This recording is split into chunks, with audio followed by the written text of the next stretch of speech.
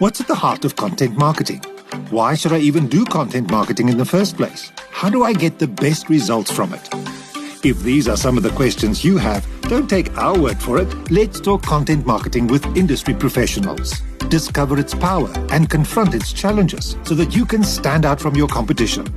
Join Ethan and Hendrik Baird from Baird Media and let's talk content marketing. Stephanie, tell me how you got into the marketing business and content business and specifically Canva. So when I launched my business in 2019, I was going to be a generalist virtual assistant that was going to absolutely take the world by storm.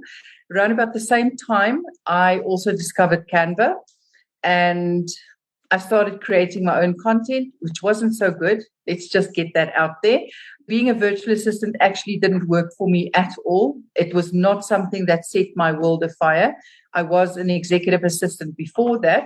So it made sense for me to launch myself as a virtual assistant, and it didn't work. And then obviously Canva happened and I started designing for myself.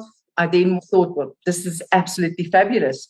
So I might as well do it for clients as well. And that's October 2019 that I started designing, and it's been going strong ever since. So visual marketing is absolutely, absolutely my passion at this point in time.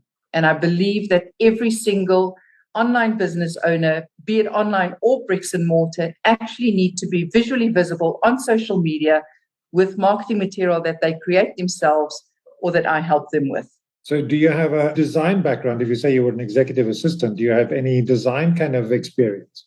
Everything I do and everything I've learned, I have taught myself. I have done the whole self-development route and all of that. And I suppose it also helps just having an eye for visual creation. Nothing formal about my design experience. So I think we'll get back to Canva in a moment and how easy it is to actually become a designer on that platform. But let's talk about content first. You said one has to be very visual on social media platforms and so on. How important is content for a company's marketing? Content is absolutely imperative. No business can survive without advertising, whether it is a leaflet or an advertisement online or a billboard out on the road that we travel on. We need to be visible. We need to create visuals that will enhance our content. Because when you're on social media, you're literally scrolling through hundreds of posts. That's content. Content is incredible because content tells your audience what it is you do, who you do it for, and what they're going to pay for it, and how to work with you. Visual content enhances the plain copy that we share in print or on social media. I read somewhere that a graphic can tell a story that 1,000-word article probably can't, just through one glance at it. No, absolutely, 100%. However, I have to just add there that in order for a graphic to tell a story, you need to understand that less is more. Because when you're going to throw a whole lot of things at a design, you're going to be overwhelming whoever it is that's looking at it, and it's going to tell your audience not to work with you. Because as a member of the audience, I am now going to have to work harder at understanding what your content is all about before I can actually make a conscious effort to work with you. And when it comes to disposable graphics, such as on social media, the scroll is very quick.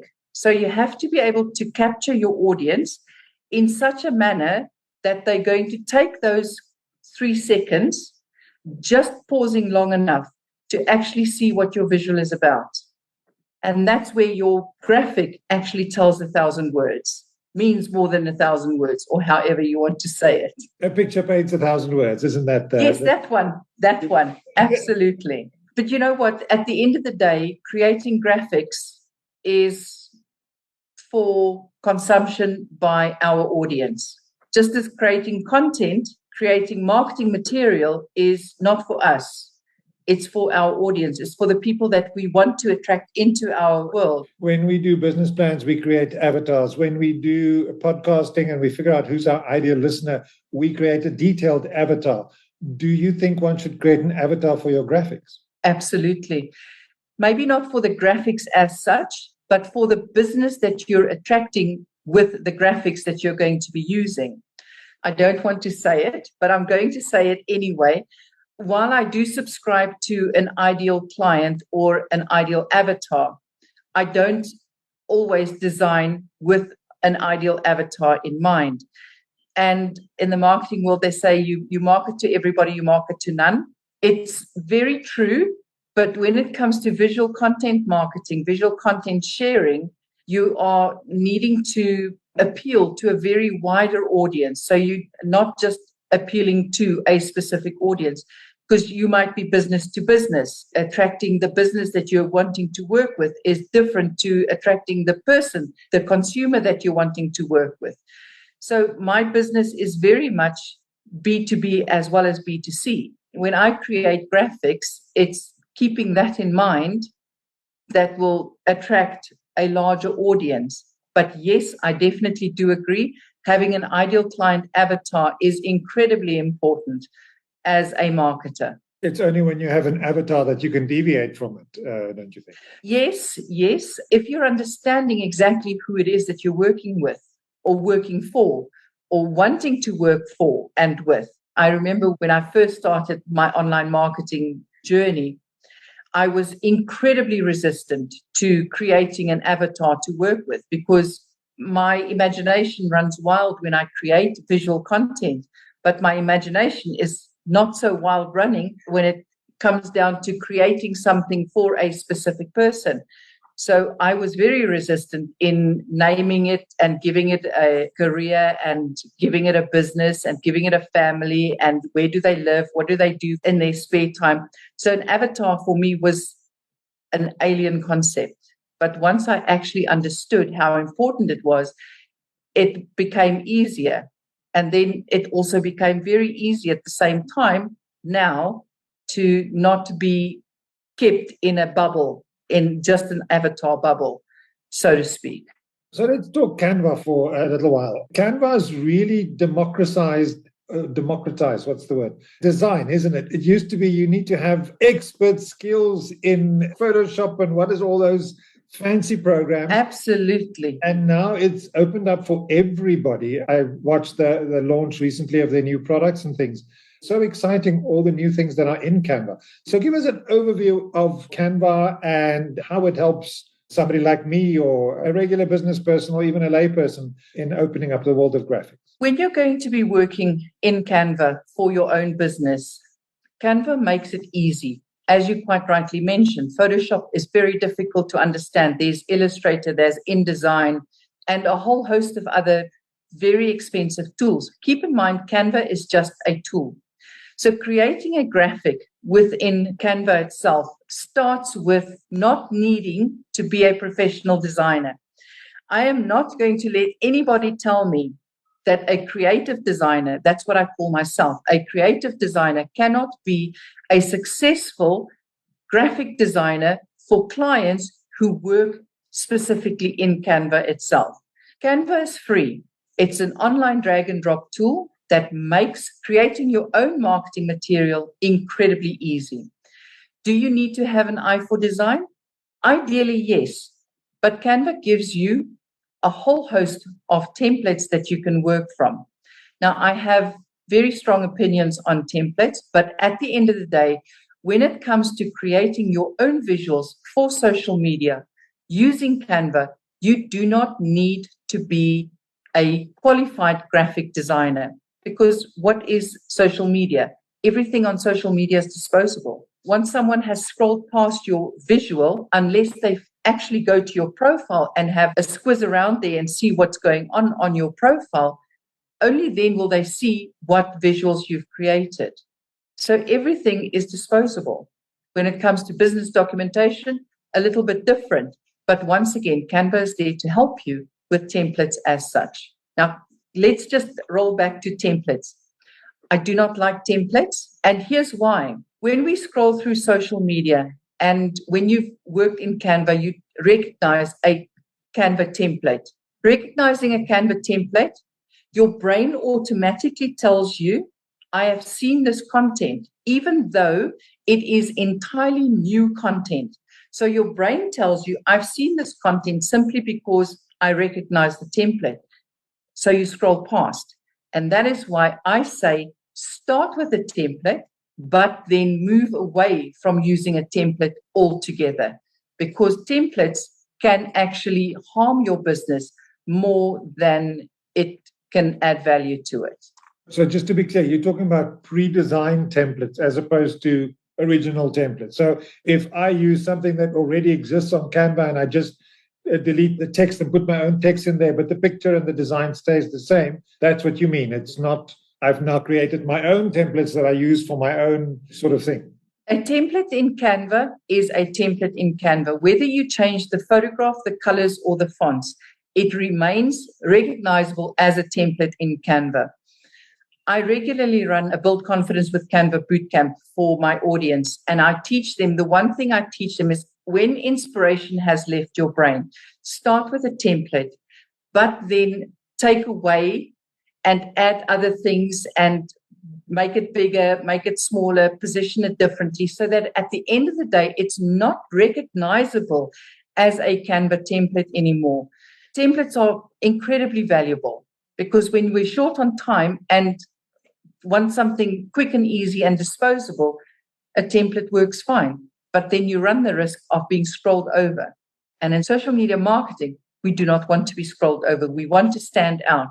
So changing the colors and the fonts and the pictures on a template doesn't change the template. You'll have to move things around completely, take things away, add other things in to stand out as an authentic design. Okay. So what you're saying is take an existing Canva template and squish it and squash it and change it and mix it up 100%. so it's not recognizable as a Canva template, but at least it gives you a starting point for your own design. Correct. Okay. Correct. 100% correct. So what if I were to design from scratch my own series of templates that's based on my logo, my company colors, the kind of layout, and I use that throughout a campaign. So everything is kind of familiar, but not because of Canva, but because of it's built around my brand. That's brand recognition. Brand recognition is very important in visual marketing for the simple reason your visual brand consists of, but is not limited to your logo and your fonts and your colors and that sort of thing. But to create a cohesive brand awareness as well as being able to be recognized as a specific brand, it needs to be kept in mind that consistency is key in that regard. So if you want to create a campaign, yes, absolutely, create a set of templates that is recognizable as paid media or simply on-demand visual content creation. So it's all about showing who you are, what you do at a glance. Would you recommend getting a professional designer to design those kind of templates for you? It depends on where it is that you're wanting to go. If your brand is in transition, it's not necessary to get a professional designer. Let's be honest, professional designers, they come at a premium price. Canva designers, such as myself, we kind of like give professional designers a run for their money because the visuals that we create, the templates that we create, can sometimes literally throw a graphic designer on its head. Yes, we do not have all the fancy tools. And yes, it's nice to be able to use a fancy tool to manipulate imagery in such a manner that it is absolutely 100% not recognizable as a Canva design. But at the end of the day, a design shouldn't be recognizable for the tool that has been used in order to create that design. No, that makes perfect sense. Canva makes it so easy also. I mean, you just use that resize function and you can take one design and it becomes a Twitter design and you just have to tweak it a bit, obviously, and it becomes a LinkedIn design and all that sort of stuff. So that's, for me, the pleasure of working with it. As I say, I also take sort of basic designs and then change them around sometimes and do strange things with them. And then you just click of a button and you've got all your social media posts for the month right there and there. Absolutely. It just makes it so much easier because I've got an established brand presence. understand also, just because you have an established brand presence, that you cannot tweak your brand. Your brand has personality, and as your own personality develops over time, so your brand needs to develop as well. But at the end of the day, your brand at its core is your brand at its core. So however you want to change, you can change it however you want to. I must be completely honest with you. Our current logo is just a Canva template that I just put our, our name in, and it works quite well for now. It looks very well for now. And it's very readable. That's the one thing that I've seen, when they take these combined pictures when you're on networking groups and there's like 40 people on a screen, and Babe Media stands out somehow. So it's also something about visibility, and we obviously want to do a major redesign, and we've got some great ideas. But that for me is one thing that will have to stand out. It's still got to be readable from afar. Yes. There's no point in it being so fancy that nobody can see what the hell what you're on about. Absolutely. And someone at some stage in my design journey shared that if you were to create a design in Canva and you size it down with the sizing tool at the bottom to 10%, which is the smallest it can go, and you can still read what's on the visual, that's effective design. If you can still make out to see what is on the design itself, that is an effective design, because sometimes you scroll so quickly and it's literally a small little thumbnail like this that it needs to stand out. And if it doesn't, by being made so small, you'll have to start over again. And it's something that's literally stayed with me all through the years, and it's what I base all of my designs on. It needs to be easily readable, because not everybody give in to Mother Nature and wear spectacles. Some people are vain about it and they won't wear spectacles, and they need to see what's on your visual. Yeah. So do you have any Canva tips for us? Don't be afraid of size. Do not be afraid to use the white space around you. Let's say, for argument's sake, say my screen. If I were to move myself to the side, I create a lot of white space. Don't be afraid of white space, and don't be afraid to actually give your assets, your photos and your text and all of that room to breathe. Room to breathe, literally, we know what it feels like to be in an enclosed space. We can't breathe. We get all anxious and all of that. Now think of your design in exactly the same scenario. Everything is squished together. It leads to anxiety, not only for the person looking at it, but for the text itself as well, because there's no room to breathe. So don't be afraid of size. Size always matters. Let's talk about the difference between paid and free Canva. Free Canva will always be free. But if you use a pro asset on the free version, you can purchase that specific asset. Everything on the pro version is everything that you have on the free version, plus so much more. The most notable will obviously be the magic resize button, and Canva does call it the magic resize. You can resize your one design to any platform. You can schedule content to 8 different platforms. On the free version, you've got 5 gigs of cloud storage. On the pro version, you've got 1 terabyte of cloud storage. It's little things that really just add up. If your audience is based internationally, the pro version will cost you in the region of $12.99 US. In South Africa, you'll pay just under 900 Rand for a year-long subscription to the pro version itself. And as I said, on the free version, everything is free, always and forever, unless you make use of a pro asset itself. We subscribe to the year-long one. As you said, it's about 900 and something Rand. And I think the value is just incredible, because now they've added a ton of graphics, of photographs, and they're all free to use. We use Unsplash and those sort of places for stock photography and those sort of things. And we're about to start building our own library, because as you say, you see some of these stock images. I was today again, I think was an article on one of the South African newspapers about load shedding, and they always use the same burning transformer picture. They don't even change that and go like, oh, is this an old article or is it a new one? Absolutely. And if I can just add in there for your listeners or your audience, when you use a stock image, use a reverse search engine. tineye.com will reverse search the image or the stock photograph that you want to use. It will tell you in a couple of seconds how many millions of times it has been shared in the past. And that's why it is so important to use your own on-brand photography, your own visuals all the time. You were talking earlier about building your own brand. You said Canva is a great tool for that. What are the tips you want to give us for that? When you build your own brand on Canva, Canva Premium allows you to build a brand kit. Now, a brand kit consists of your visual brand, your logos, your fonts, your colors, etc., etc.